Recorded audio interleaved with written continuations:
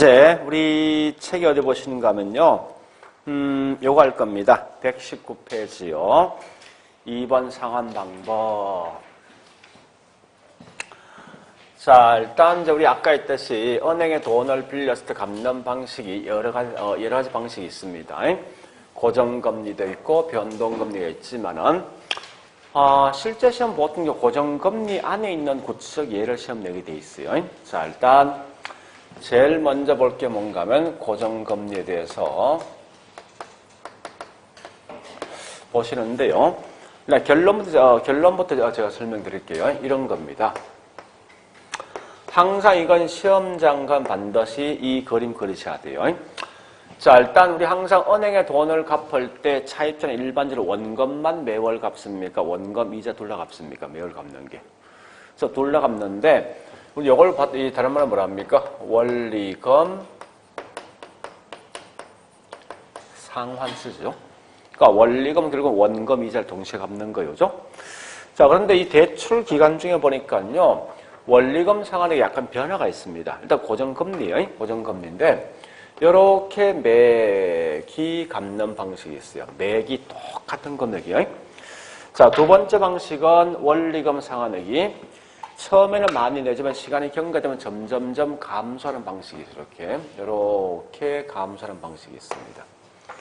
자, 세 번째 방식은 보니까 원리금 상환액이 점점점 올라가는 방식, 이렇게 올라가는 방식이 있어요. 이렇게 매기마다 돈을 갚는데 이 세 개 다 결국은 전부 다 뭐 있습니까? 고정금리에 대한 설명입니다. 자, 일단 그러면요. 우리말로 이제 번역합니다. 보세요. 이 말은 뭐예요? 원리금이 매년마다 같다 이 말 아닙니까? 그죠? 그래서 이걸 표현할 때 뭐라는 거면 원리금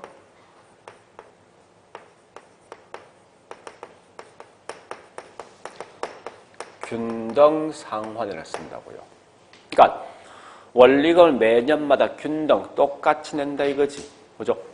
근데 반대급부로 보니까 이 원리금 매년 똑같은 금액이 점점점 감소한단 말이에요. 감소하는데 이걸 그냥 그대로 쓰면 이 말 아닙니까? 원리금이 점점점 감소한다 해서 이게 다른 말로 체감식 상환 방식. 같은 말이 뭐냐고 이게 원금 균등 상환입니다.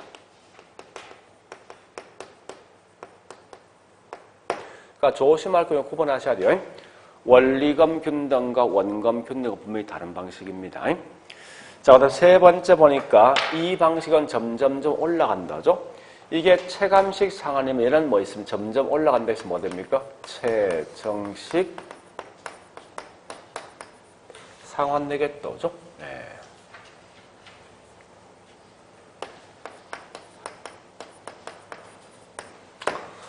자, 이 세 개를 반드시 구분할 수 있어야 돼, 항상.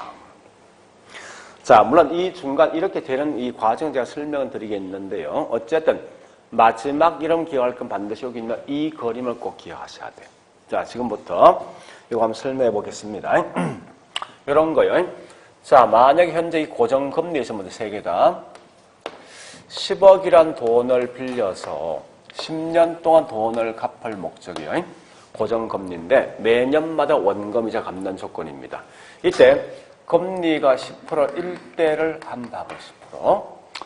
자, 그럼 매년 갚는 금액을 우리가 측정할 수 있는데 자, 첫 번째 매년 갚는 원금 상환액은 얼마 될 것이고 두 번째 뭐 있습니까? 매기 지불할 수 있는 이자 지급액은 얼마 될 것이고 세 번째 이 두 개 합친 금액이 원리금이죠. 원리금 상환액은 얼마 될 것이 한번 봐보자고요. 자, 첫 번째 여기 있는 요거부터 원금 균등부터 할 거예요. 원금 균등 말 뜻이 뭐예요? 그냥 번역하자고. 매년마다 뭐가? 원금을 동일하게 갚는 거지. 그죠? 곧 이 말은 뭐 있으면 현재 대출 기간 총 몇 년? 이고 대출액이 얼마요? 10억이죠.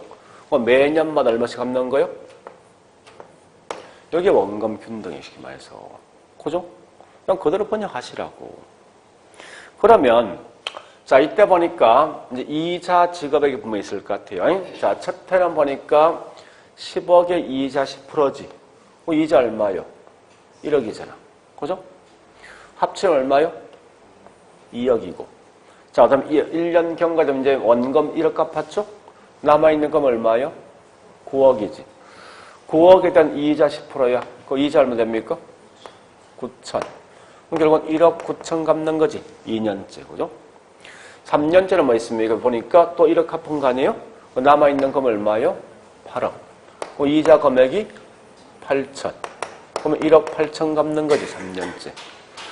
이와 같은 방식을 통해서 갚는 방식이 원검균등이에요. 그러니까 중요한 핵심은 원검균등은 뭐가 같다는 거예요? 원검이 매년마다 똑같다는 거예요. 자, 두 번째 보니까 원리검균등은 원리검이 매년마다 같다 이 말 아닙니까? 그죠? 그래서 원래 실제 계산하면요. 자, 이래 합니다. 원리검균등은요. 대출액에다가 원래기 저당 상수란 게 있어. 나중에 할 거예요. 이건 지금 그냥 넘어갑니다. 하면 요겠냐, 요값 나온다고. 이게 원래 금리가 10%고, 그 다음 뭐 있습니까? 이게 10년은 저당 상수 원래 0.1 됩니다. 0.16 나오는데, 자, 이때 보면 대출이 얼마요? 그래서 사실은 원리금 균등은 요 값이 매년 같다 이거죠. 표현 자체에서 매년마다 1억 6천씩 돈을 똑같이 갚는 거예요. 이렇게. 갚는 방식이 뭐냐고 이게 다른 말로 원리금 균등이에요. 그러면요. 이 속에 보니까 원금과 이자를 매년 어떻게 갚을 것을 한번 봐보자고 보는데 자, 첫째 보니까 이자 금액을 10억에 이자 10%죠. 이자 얼마요? 1억이죠. 요 값과 요 값 합친 금액이 이 값 나야 된다고. 첫해 갚는 원금 상환액은 얼마 되겠습니까? 6천이죠. 그죠? 자, 이제 보니까 두 번째 보니까 원금 6천 갚았단 말이에요. 남아있는 잔금이 9억 4천 남지 이제. 그죠? 요때 이자 금액이 얼마 되겠습니까? 10%니까 9,400이란 말이에요. 요 두 개 합친 거면 이 값이 나와야 돼. 결국 600을 갚은 거지, 이제 2년째는 원금 갚은 게. 다시 자, 여기 원금 9억 4천에다가 6,600 갚으면 뭐 있습니까? 8억 7,500 되겠다죠? 7,400 되죠? 네. 자, 그럼 이제 이자 금액은 뭐 있습니까? 3년째 8,740. 요 값은 하여튼 뭐 6천 얼마 쭉 올라가게 되죠? 올라간다고. 이렇게 갚는 방식이 뭐냐고 이게 다른 말로 원리금 균등이라고. 자, 일단 최장식은 그냥 지금은 넘어갑니다. 넘어간다고요. 그러니까 지금 뭐가 중요한가? 이게 중요한 거예요, 사실은. 여기 있는 요 편 보자고, 이제. 따라서 보니까 현재 뭐 있습니까? 원금 균등은 원금이 매년 같지만 원금 이자 합계는 항상 점점점 감소하죠. 왜 그렇습니까? 이자 금액이 매년마다 감소하는 거죠. 반대가 원리금 균등은 원금 이자 합계는 매년 뭐 있습니까? 같다는 거예요. 최정식은, 자, 이 최정식 나온 이유가 있어요. 이런 게 왜 나왔는가 하면 사실 이겁니다. 우리 보통 이제 젊은 계층, 금방 직장을 들어간 사람이 있습니다. 소득이 낮겠죠. 그러니까 소득이 낮은데 집을 샀을 때 만약 이런 형태로 부담은 결국 뭐 있습니까? 초기 부담이 너무 크단 말이에요, 이게. 그래서 어떻게 하냐, 이렇게 한답니다. 초기는 월급을 적게 받는 만큼 적게 이제 갚는 거예요. 결국 내가 이제 시간이 경과되면 연봉이 올라가겠죠? 올라가는 그 구조에 맞춰서 내는 방식으로 이게 최정식이라고. 그래서 요렇게 이제 개념을 좀 보시면서 지금은 나중 가면요, 요 안에 있는 구체적 예를 다 합니다. 하지만 지금 단지 큰 틀만 보시라고. 자, 일단 여기까지 봤으면, 어디를 보는가 하면요. 자, 문제에서 9번, 10번, 11번, 네, 12번, 13번, 9번부터, 자, 13번까지 갈 거예요. 네, 13번까지. 자, 일단 9번 가보자고요. 자, 9번 보니까, 핵심 보셔야 돼. 키워드가 뭐요? 원금 균등이지. 뒤에 가볼까? 원리금 상한액은 매기 뭐라 했어? 뭐가 지금 동일하다고? 뭐가 원금이 동일해? 원리금이 동일해? 다시 거기 있는 뒤에 설명. 원리금 상한액이 매년 동일하지? 그지? 이거 볼까? 다시 보세요. 여기 있는 원리금 상환이 매년 같다. 여기 같은 거 아니야? 이 방식이? 이게 무슨 균등? 원리금 균등이지. 그죠?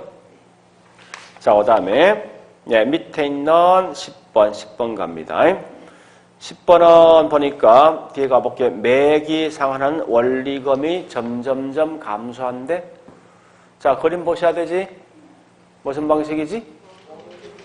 원검균등이지 방식, 그죠? 원검균등. 자, 그 다음에 12번요. 11번. 11번. 자, 원리금 상환 부담이 초기는 적게 하는 대신에 점점 부담액을 늘려가는 방식으로서 일단 여기까지. 이 말은 점점점 원리금 상환이 많아지는 방식이지. 무슨 방식이지? 최정식. 자, 이런 건, 자, 잠시만요. 보세요. 소득이 낮은데 점점점 소득이 올라가는 그런 사람이 좋습니까? 아니면 초기는 소득이 많고 점점점 소득이 낮은 사람이 좋습니까? 점점 소득이 올라가는 중간이에요. 그죠? 자, 결국은 그런 분이 대부분 젊은 계층이지, 그지? 장래 소득이란 매출액이 늘어날 수 있는 그런 사람에게 유리한 방식이죠. 그죠? 자, 그 다음에 13번 갑니다. 원검균등 분할 방식. 원검균등 방식은 대출자 측면을 볼 때 원검 회수 위험이 원리금 균등 상환 방식보다 상대적으로 적다. 자, 보세요. 이제 요거 묻는 거예요. 예, 현재 보니까 요거 두 개 묻는 거 아니, 그죠? 요거 두 개요. 그 내용이 원검 회수 위험이 더 큰 게 누구예요? 즉, 이 말은 남아있는 잔금이 더 큰 게 누구냐고. 얘는 앞방이 많이 갚았잖아, 이거는. 그렇지? 보세요. 얘는 앞방이 1억 갚았잖아. 얘는 6천 갚았지. 남아있는 잔금이 누가 더 큽니까? 이게 더 큰 거 아니야, 적게 낸 게. 그렇지? 얘는 현재 9억 남지 1년 지나니까. 얘는 9억 4천 남아있지. 그죠? 그러니까 결국은 원검 회수임이 훨씬 더 작은 방식이 누구야? 앞방이 많이 갚은 게 누구죠? 원검 균등이지. 그죠? 그래서 거기 있는 원검 균등이 원리금 균등보다 작다. 그죠? 자, 뒷장 가볼까요? 여기까지. 밑에 있는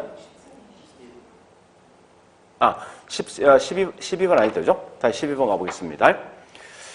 원리금 균등 방식은 원검 균등 방식에 비해서 대출 직후에 원리금 상환액이 뭡니까? 자, 지금 뭐 물었습니까? 이거 물었지? 원리금 상환액은 초기는 누가 더 많이 내? 원검이지. 그지? 그 지금 그거 묻는 거예요. 그래서 거기 있는 말은 뭐 있습니까? 대출 직후에 원리금 상환액은 원리금 균등 상환 방식 더 뭐요? 적다. 그죠? 자, 13번 아까 했던 거요. 상대적으로 원검 회수 위험은 더 적은 게 앞방에 많이 냈던 누굽니까? 원검 균등이 더 적습니다. 자, 일단 그렇게 내용 좀 정리해 보시고요. 그래서 이 질문은 거의 매년마다 묻는 질문입니다. 꼭 좀 기억하시는데 어쨌든 지금은 중요한 건 이 제목부터 먼저 기억하시라고, 이 제목을. 그죠? 그래서 이 제목을 먼저 알고 있어야만 그 다음에 있는 내용 따라갈 수 있습니다. 자, 여기까지 봤으면 이제, 그 다음에 갈 게 뭐 있냐? 그 다음에 할 거는 요거 할 겁니다. 우리 책에 보니까 어디에 보시는가 하면요. 여기 있습니다. 쭉 넘어가서 124페이지.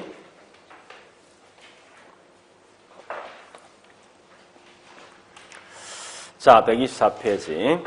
저당 유동화 제도가 있어요. 이 저당 유동화 시험이 거의 매년 나오는 그런 문제입니다. 자, 일단 첫 번째, 이렇게 한번 봐보자고. 우리가 이제 보통 이제 은행에 돈을 빌려가지 않습니까? 근데 문제는 뭔가 이 은행들은 한정돼 있는 돈을 가지고 많은 차입자에 빌려주면 금방 은행들은 자금이 고갈될 수밖에 없어요. 그럼 결국은 은행들은 어디서 이런 자금을 끌어올 것인가를 한번 봐보자는 거예요. 자, 일단 다시 해보자고. 첫 번째, 돈을 빌려가는 사람 누구죠? 이게 다른 말로 차입자입니다. 그런 다음에 돈을 빌려줄 수 있는 기관들, 곧 이게 대출기관이에요. 대출기관. 우리가 알고 있는 대출기관의 가장 대표적인 예는 뭐 있습니까? 은행들이죠. 속된 말로 금융기관들. 이 때문에 맨 먼저 여기 있는 차입자가 은행에 뭘 설정합니까? 저당 설정하죠. 그죠?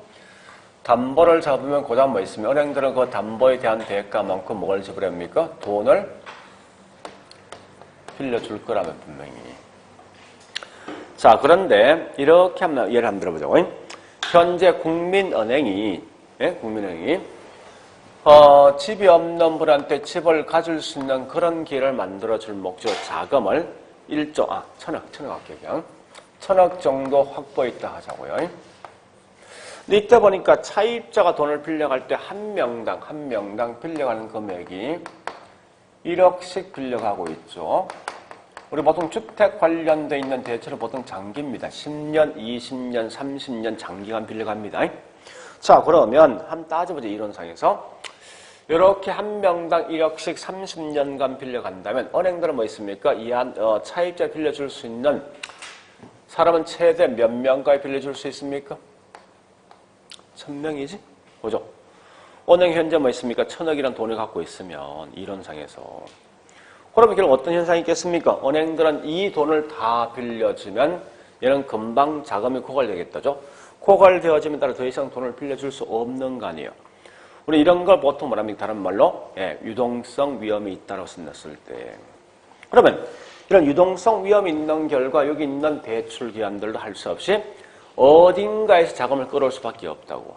그럼 결국은 얘는 뭐 있습니까? 이제는 얘가 돈을 빌려갈 수 있는 사람이 곧 이게 차입자. 그래서 돈을 빌려줄 수 있는 또 다른 기관들을 뭐라 하냐? 곧 이게 다른 말로 대출 기관이죠. 그죠? 그래서 요 잡았던 저당권을 파는 거예요, 이렇게. 팔면 다시 돈은 돌아오는데, 문제는 이겁니다. 똑같은 대출 기간 이름이 두 개 있으니까 이 두 개를 구분할 수밖에 없어. 그래서 앞에 있는 이걸 뭐라 하냐? 최초로 돈을 빌려줄 수 있는 기관들에서 1차 대출 기간 쓸 것이고, 그 다음에 추가적으로 저당자부 돈을 빌려준다 해서 이게 다른 말로 2차 대출 기간 용어 쓴답니다. 참고로 이 2차 대출 기간은 다른 말로 유동화 중개기관이란 용어를 썼을 때. 자, 우리 유동화 중개기관의 가장 대표적인 예가 뭐 있냐? 한국에서는 이런 간판이 있어. 많이 본 적이 있죠? 물론 중간에 여기에 붙어 있지만, 그죠? 그래서 이 말이 뭐냐? 한국 하우징 주택 파이낸싱 금융 컴퍼니. 그래서 한국 주택 금융공사 이게. 그럼 절대 시중 금융기관에 돈을 빌려주는 기관들 한국은행 쓰면 안 돼. 반드시 주택, 부동산 관련돼 있는 거예요. 그래서 한국주택금융공사 있습니다. 나중에 집에 와서 인터넷에 한번 쳐보시라고. 이게 굉장히 중요한데. 자, 만약에 여기 있는 한국주택금융공사도 현재 자금이 1000억이라는 돈이 있다 하자고. 예를 들어서. 일단 이론상 가보죠. 자, 다시 해볼게요. 1000명이란 돈을 빌려준 결과 돈이 완전 소진된 거죠. 그다음 다시 여기 있는 잡았던 저당권을 다시 팔면 1000억이란 돈 돌아오겠다, 그죠? 오면 또 다시 추가적으로 얘한테 뭐 있습니까? 1000명까지 더 빌려줄 수 있을 거 아니에요. 이론상에서. 그럼 이제는 뭐 있습니까? 얘들 둘 다 자금 이제 소진된 거지. 그죠? 되면 다시 뭐 있어요? 여기 있는 2차 대출 기관인 한국주택금융공사는 요 잡았던 저당권을 가지고 투자자를 대상으로 해서 뭐라는가 하면요. 정권을 발행한답니다. 하면 여기 있는 투자자 이 정권에 대해서 수익성이 있다라고 생각하고 이 정권 사겠다죠. 사면 다시 뭐 있습니까? 이 산 돈이 샀다면 돈이 흘러간 거예요. 흘러가면 이 돈을 다시 이렇게 또 다시 빌려줄 수 있다는 거예요, 이게. 자, 우린 이런 걸 가지 말하냐? 다른 말로 저당 유동화란 말 쓴다, 유동화. 자, 잠시. 이것부터 좀 정리할게요. 유동이란 말과 유통에 대한 차이는 있냐는 거요. 자, 일단 제일 중요한 뭐 있습니까? 유동이든 유통이든 공통된 말은 흘러간다, 넘어간다, 양도되어진다 이 말 아닙니까? 그죠?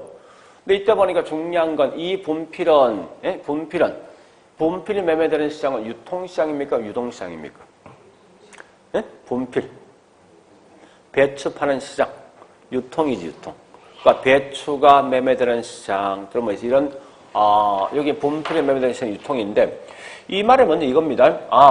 유형물 자체가 이동되는 시장이 유통이구나. 그 반대가 뭐 유동이란 말 뜻은 뭐냐? 무형물 자체가 이동되는 시장을 가지고 뭐 있습니까? 유동이란 용어를 쓴다며 쓸 때. 자, 봐보세요. 현재 넘어가는 게 뭐가 지금 넘어가고 있습니까? 저당 원래 민법상 정확하면 저당권, 권리. 그죠? 그래서 저당권이 넘어가고 양도되는 시장이 뭐냐고 이게 다른 말로. 자, 넘어가는 게 뭘 넘어간다고요? 저당이. 그래서 이런 걸 가지고 다른 말로 저당 유동화 시장 이런 용어 씁니다. 쓸 때.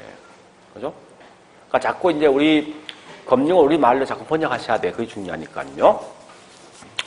자, 일단 저당권 흘러가는 시장인데 잠시만요. 여기 우리가 알고 있는 이 정권은 크게 두 가지로 구분합니다. 첫 번째 지분 정권이 있고 반대로 두 번째 부채 정권이 있어요.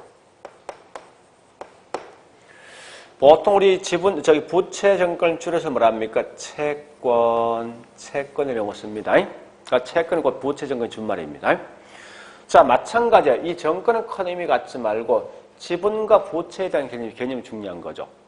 그러니까 우리 지분 아까 설명했지 않습니까? 투자한 대가에 대해서 내가 손해볼 수도 이익 볼 수 있는 지분입니다. 거꾸로 부채는 약속한 날짜에 반드시 원금과 이자가 보장되는 거예요. 자, 우리가 알고 있는 주식이 있죠. 주식이 뭐예요? 곧 이 지분 정권이야. 이 정권이라는 말 뜻이 뭐예요? 이거 종이 쪽지. 우리 종이 쪽지. 우리 자동차상 뭐 줍니까? 요렇게 생긴 종이 쪽지 이만큼 되는 게 있어. 요렇게 써놨어. 요 종이는 1,000만원짜리. 3년 후에 이자 5%를 갖다가 이 부가에서 돌려준다. 이렇게 만들어진 종이 쪽지가 있어. 이게 정서가 있는 권리. 그래서 이걸 정권 아닙니까? 그죠?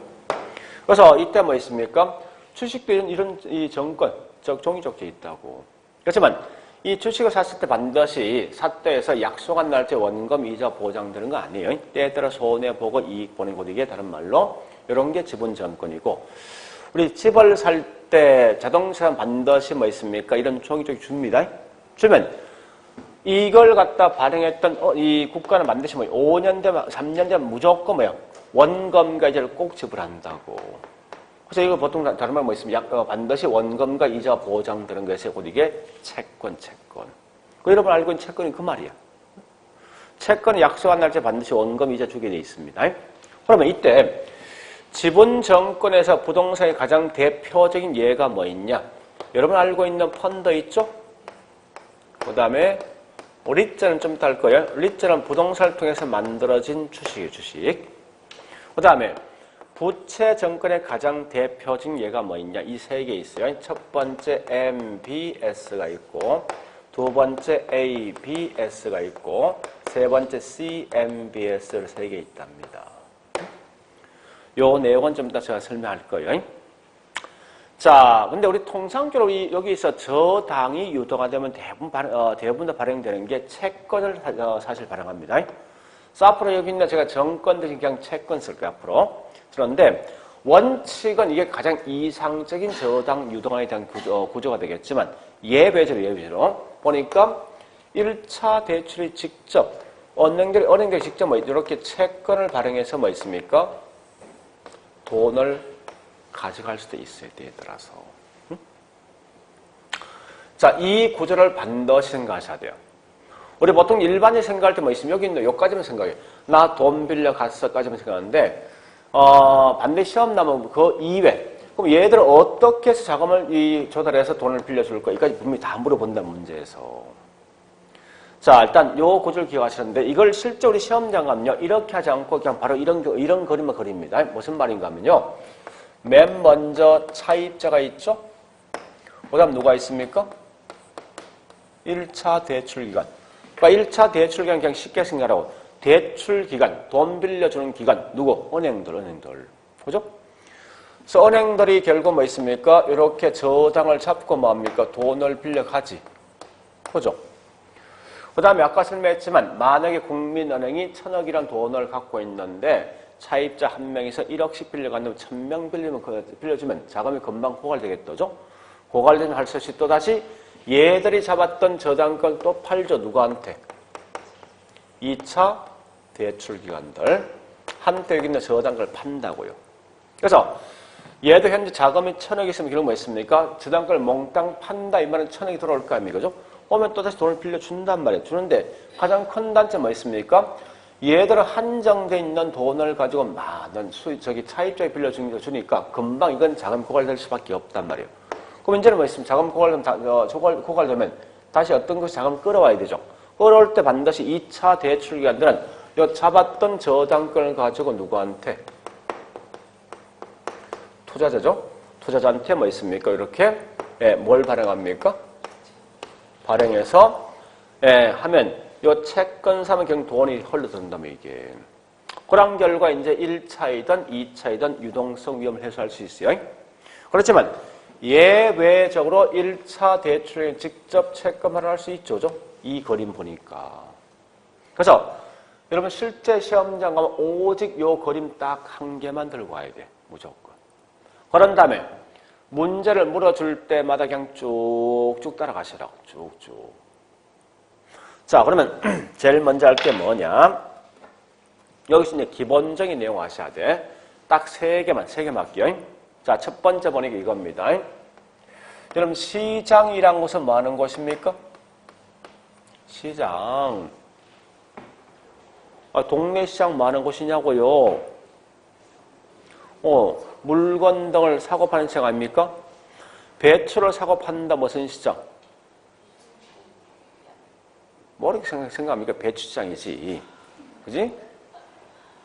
뭐 다른 거 없지 않습니까? 자, 여보세요. 현재 이 뭐가 지금 사고 팔잖아. 뭘 지금 사고 팔아? 저당이지. 그거 무슨 시장? 저당시장. 그냥 그래 가라고. 응? 그래서 자, 이게 저당시장. 자, 잠시 보세요. 이제 구분할 거예요, 제가. 최초로 저당권이 형성되는 장소가 요거지. 차입자하고 은행 간의 저당이 형성되는 시장이에요. 우리 이런 걸 말하는 다른 말로 1차 저당시장이란 용어 쓴다고. 응? 그 다음에 요 잡았던 저당권을 다시 이제 사고 팔지. 그죠? 사고 판단 말이에요. 요러한 걸 우리 뭐라냐. 요걸 가지고 다른 말로 2차 저당시장이란 용어 쓴다고. 구분해야 돼. 그러니까 시장 크게 두 개 있어. 1차 저당시장과 2차 저당시장 두 개 있는데 아까 설명했듯이 최초로 차입자와 1차 대출기관 사이의 저당권을 사고 파는 시장이 1차 저당시장이고 잡았던 저당을 추가적으로 이렇게 저당을 사고 팔 수도 있고 채권 등을 발행할 수 해서 이렇게 매매가 되는 시장이 뭐냐고 2차입니다.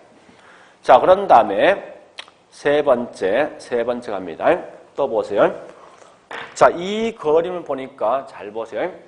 차입자가 2차 대출기관, 2차 대출 가장 대표적인 얘가 누굽니까? 한국주택금융공사야. 얘한테 저당 설정할 수 있어? 있냐고? 구주성 없잖아, 현재. 차입자가 얘한테 직접 채권 발행할 수 있어? 있냐고요? 없지. 그러니까 이렇게 항상 시험 나오게 돼 있어, 문제가. 이런 구조만 하시면 돼. 자, 일단 요거 봤으면 지금부터 어디에 푸시는가 하면요. 14번부터 16번까지 문제 풀 거예요, 지금부터. 14번부터 16번까지. 13번 보니까요. 저당 대부를 원하는 수요자. 이 말이 한마디 뭐 있으면 이걸 다른 말로 차입자죠. 차입자와 저당 대부를 제공해주는 금융기관. 이게 1차 대출기관이죠. 요 둘 사이 이루어지는 시장 몇 차 시장? 1차 지당시장. 자, 25번 갑니다. 2차 지당시장은 저당 대출 기관과 다른 기관 투자사에서 저당권을 사고 파는 시장. 여기 보세요. 저당 대출 기관과 다른 기관 투자자지. 사고 파는 시장이 몇 차라고? 2차고죠. 자, 그 다음에 16번요. 차입자는 2차 대출 기관, 즉 요거죠. 얘한테 뭐 있습니까? 저당을 설정하고 대출 받을 수 없지, 그지? 네. 요 그냥 그림 따라가시라고. 설정 못 하잖아. 그죠? 자, 일단 요까지 하시고요. 그 다음에 다시 보세요. 이제 여기 보세요. 지금부터 여기 있는 요 용어 좀 제가 좀 정리할 거예요. 리츠는 원래 이 말에 대한 약자예요.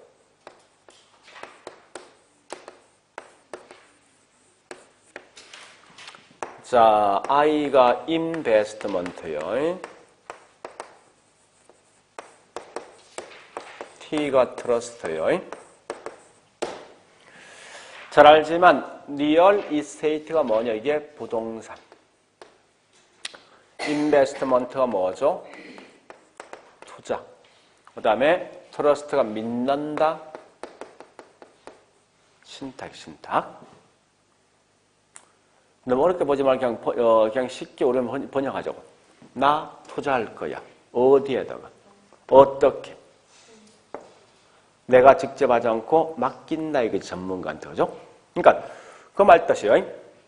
부동산을 투자할 때 내가 직접 하지 않고 전문가한테 맡긴다. 이게 다른 말로 부동산 리츠. 자, 다시. 이 MBS는 원래 이 말 약자입니다. M이란 것은 다른 말로 모기지란 말은 다른 말로 뭐냐? 곧 이게 저당. B란 것은 되돌려 받는다. 이런 의미가 있어요. 그 다음에 S란 것은 security, 즉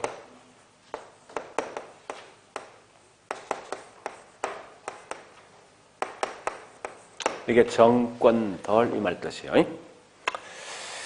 자, 그 다음에 A, B, CMBS도 할까? C는 요건 뭐요? C는 commercial, 상업이 상업.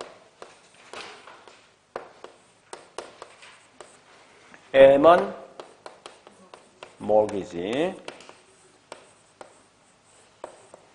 B, S.